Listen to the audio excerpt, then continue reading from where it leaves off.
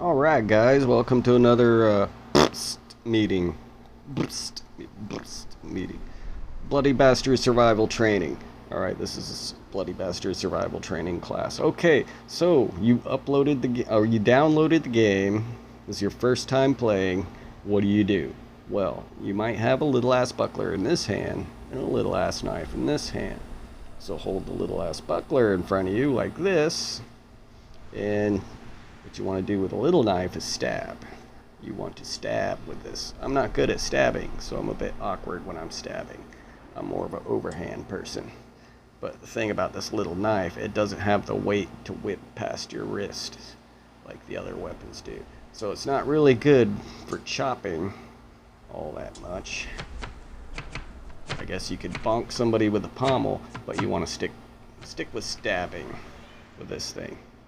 And this buckler, I highly advise you put a weapon here, because if this arm gets knocked out and you lose this knife, you're not going to have a good time beating the hell out of somebody with a shield. You're not going to have enough time and they're going to kill you. So put a weapon here also, so you still have something that hurts something if this arm gets knocked out. Also, having a knife, a sword or a dagger or a knife here also helps, because you can sneak in a shot right there while you're working on somebody's head. You can block any overhand shots they got and put it up here over their head. And also, always keep that out in a guard. If you have a weapon here, if you have a sword here, keep that out in a guard at all times, and you can always snap back into a strike. Come in and strike with that. Then you can come in with your main weapon while this is hemming stuff up. So basically, you strike with your main weapon, navigate, hem stuff up, strike a little bit, parry things.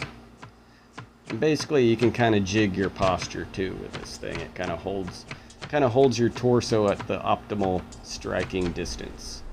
So you know, it's kind of like that.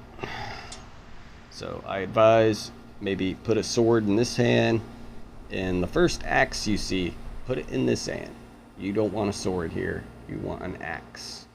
That way you can come in, hem them up, and just rap on their face.